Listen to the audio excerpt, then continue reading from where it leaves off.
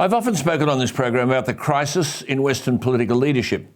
The United Kingdom of Great Britain and Northern Ireland has the world's sixth largest economy by GDP, the eighth largest by purchasing power. It's a high-income economy. It performs well in international rankings of education, healthcare, life expectancy and human development. It's been a permanent member of the United Nations Security Council since its first session in 1946, and it's a valuable trading and security partner of Australia. Yet today, the United Kingdom is leaderless. I spoke last night to Jake Thrupp, who's just been to a volcanic Conservative Party conference. The news cycle has moved even since I spoke to Jake. A headline story today in Britain says the Prime Minister Liz Truss is no longer leading, she's being led. The Prime Minister is in office, but not in power. As Christopher Hope writes, from the eye of the political storm, how long can this go on? Jeremy Hunt is the new Chancellor. He's ditched everything that Liz Truss stood for. Apart from the complete reversal of the tax measures under the so-called growth plan, the new Chancellor, Jeremy Hunt, has said support for energy bills will end in April, rather than continue for 2 years, as Liz Truss promised. The UK Prime Minister is now completely politically naked.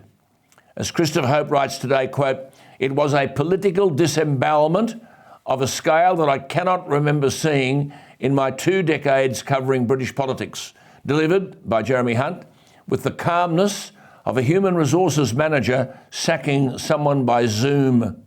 He says Ms Truss's authority was already draining away after she fired Mr Kwarteng, but the scale of Monday's reversals has dealt a hammer blow to her authority, unquote. He writes, Trussonomics is over, and so probably is Liz Truss's time in number 10.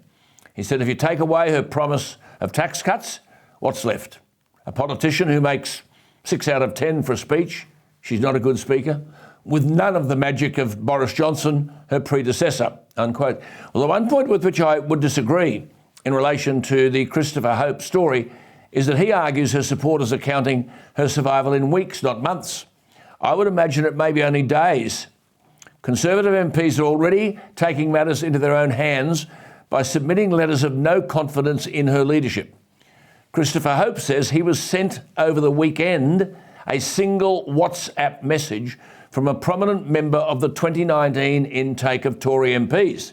The message said, quote, Rishi PM, Hunt Chancellor, Penny, as in Mordaunt, Foreign Secretary, and it's a done deal, unquote.